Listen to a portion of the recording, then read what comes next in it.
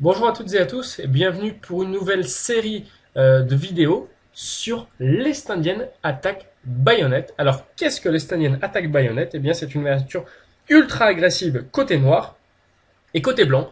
Eh bien on fait face à l'Est indienne en contre-attaquant à l'aile dame, puisque vous savez que dans toutes les Est indiennes, de manière générale, ce sont les noirs qui attaquent à l'aile roi et les blancs à l'aile dame. Alors on va s'intéresser à une partie très importante qui s'est déroulée en 2010 au championnat du monde par équipe entre l'Israélien Boris Gelfand et l'Américain Hikaru Nakamura. Alors, le blitzer fou d'ICC qui bat record sur record, mais c'est également un des spécialistes de l'Est indienne. C'est une de ses armes favorites. Et il y a quelques temps, au London Chess Classic, Nakamura a battu le champion du monde Viswanathan Anand avec une Est indienne. Dans cette première vidéo, on va tout d'abord s'intéresser à cette partie contre Boris Gelfand pour comprendre les bases de cette ouverture et de cette variante. Alors on va commencer par D4, cavalier F6, C4, G6, cavalier C3. Sur D5, nous aurions la défense Grunfeld, mais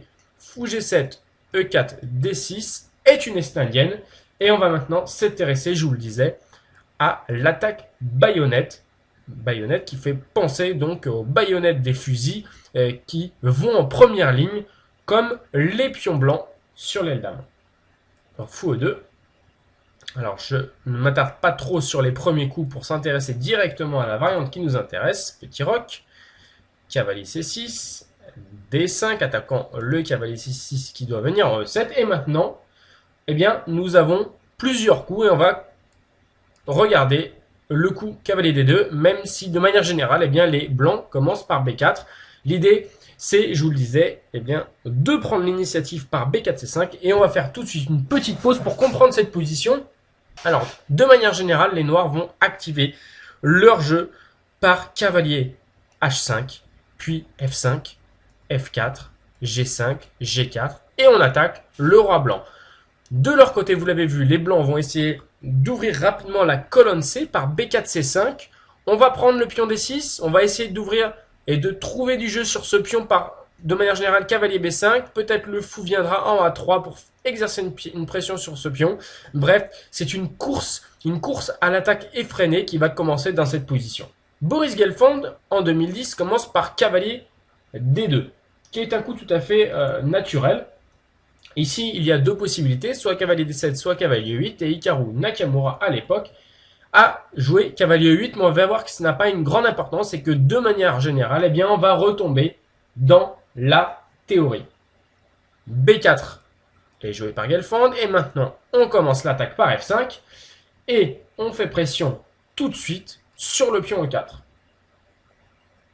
Dans cette position, c'est une course-poursuite, donc il faut aller très vite. Et voilà pourquoi Boris Gelfand joue C4, C5. Alors, cavalier F6, c'est le coup de la partie. Si on prend le pion E4, c'est une affaire qui arrange les blancs, puisqu'il y aurait alors cavalier D prend E4.